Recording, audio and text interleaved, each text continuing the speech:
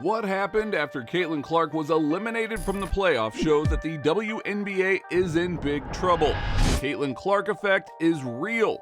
We have seen an influx of news about how Caitlin continues to break viewership records week after week.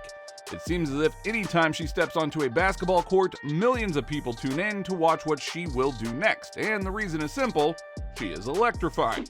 Her dynamic playing style has revolutionized the women's game and brought it to another level. However, with her team eliminated from the WNBA playoffs, we are starting to see how much she truly means to this game. By the end of this video, you will see why the WNBA is in serious trouble. After her college career, she was proclaimed the GOAT of TV ratings by the Wall Street Journal, which wrote that her impact on television viewership exceeded any other modern athlete. Caitlin can drastically change her environment and the environment of others around her. For example, the Las Vegas Aces, the wildly popular champions, moved their July 2nd game against Clark's Fever from their home to a larger 18,000 capacity venue. The Los Angeles Sparks originally planned to play their first 5 home games at Long Beach State due to renovations at their usual stadium. They moved a trio of contests, which includes a May 24th meeting with the Fever from the college facility, back to the arena that they share with the NBA's Lakers. This refers to the drastic increase in game ticket sales and revenue for the University of Iowa and the other universities that she travels to.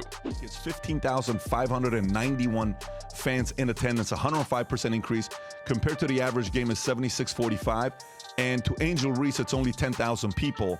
Can you pull up what Caitlin Clark just got? What is the Nike contract with Caitlin Clark? Nike contract, $28 million. The 2023 National Championship game set the women's college basketball viewership record with 9.9 million viewers. She drew casual viewers to the title game in part due to her long-range three-point shooting. The game between the Iowa Hawkeyes and LSU Tigers had celebs like LeBron James and Travis Scott watching, plus an additional 12 million viewers tuned in. It was one of the most watched college basketball games ever, men's or women's. On March 3, 2024, her game against Ohio State, in which she surpassed Pete Maravich to become the NCAA Division I all-leading time scorer, averaged 3.39 million viewers. It was the most-watched women's regular season college basketball game on Fox and on any network since 1999. Dick's Sporting Goods announced it is selling Clark Fever apparel in all 724 of its stores, following the craze for her college merch. The same thing happened when she came over to the WNBA. In 2024, attendance increased by nearly 50% from 2023. The average attendance was up double digits for all 12 franchises. Indiana led with an average home attendance of 17,035 at Gainbridge Fieldhouse, a year-over-year increase of 319%. Indiana's regular season finale in Washington set a league attendance record with 20,711 spectators. Caitlin can be thanked for that. What the numbers are saying is that Caitlin's WNBA is completely different than the previous iteration. For the regular season, nationally televised WNBA games averaged 657,000 viewers, the highest audience in 24 seasons. Televised games with Caitlin Clark's Indiana Fever averaged 1.18 million viewers compared to 394,000 for all other games. 22 games averaged over 1 million viewers, 19 of which involved the Indiana Fever. The previous high had been in 1998, when 15 games averaged over 1 million viewers. The rating highlight of the season was the WNBA All-Star Game, in which the WNBA All-Stars defeated the U.S. Olympic team 117-109. The game aired live on ABC on July 20th and averaged a record 3.44 million viewers. By comparison, last season's All-Star Game, another primetime contest, averaged 850,000 viewers.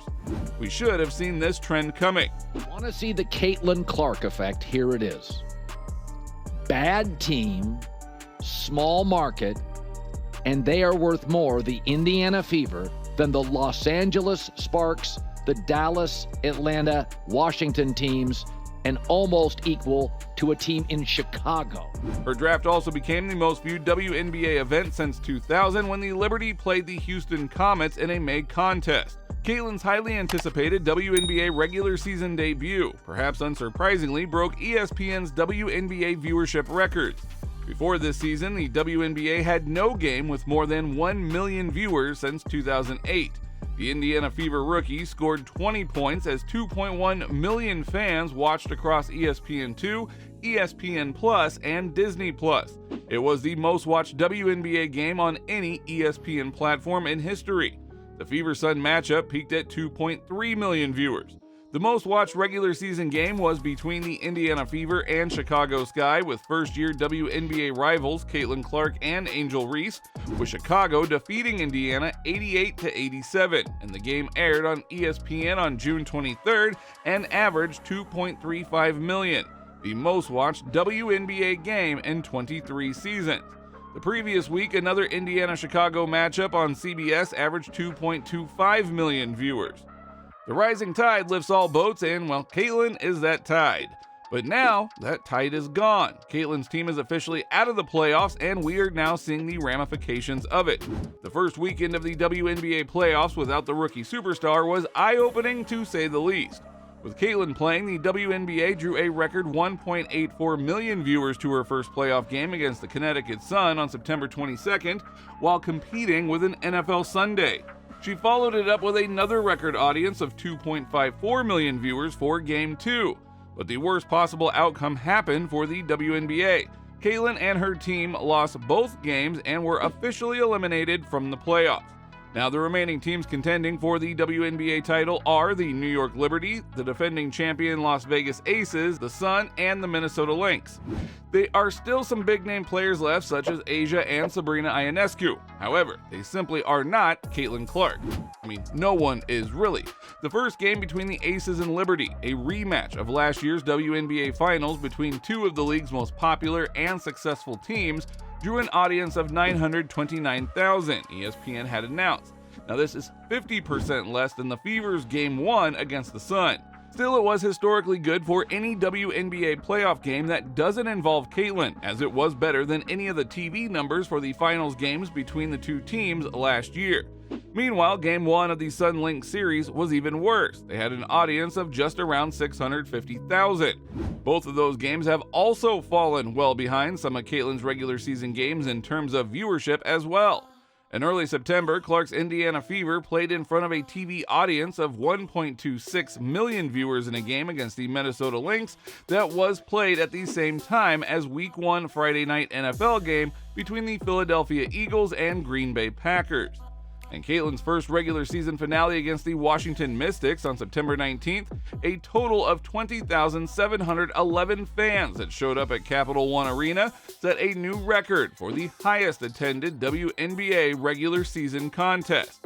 On the TV front, Caitlin made the Fever the most watched team in the WNBA by a landslide in her rookie year, as the 14 most watched WNBA games of the season all included the Fever. And this isn't the first time that we have seen the ratings take a nosedive without Caitlin Clark. One reason why there was such pushback when Caitlin didn't make it onto Team USA's Olympic team was because everyone wanted to see her play internationally. And without her, barely anyone tuned in to watch the squad play. Nevertheless, for Team USA's game, rife with stars, expected to blow out their competition, they drew the worst crowd. Lowest attendance of the Olympics. Someone made the argument that if you had put Caitlin on the Olympic team, she would have gotten all the limelight, and this could have distracted the team from pursuing the ultimate goal, which is to win a gold medal. Now, yeah, that argument does sound silly, but some people actually find validity in it. But not putting her on the team seemed to have backfired even more. It's about competition. It's about competition. It's about competition, right? Right? How does it feel, Team USA, to have 6 games, 4 of them drew over 20,000, and the one that didn't still drew 2,000 more than you? Sounds like the same thing is happening in the WNBA with Caitlin out of the series.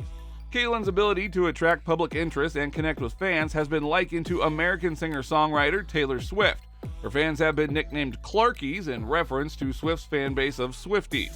And if you know anything about the Swifties, they show out for their idol. The same seems to be true for Caitlin's fans. Caitlin is also setting records in the endorsement sphere. She signed a $28 million U.S. contract that spans 8 years and includes a signature shoe.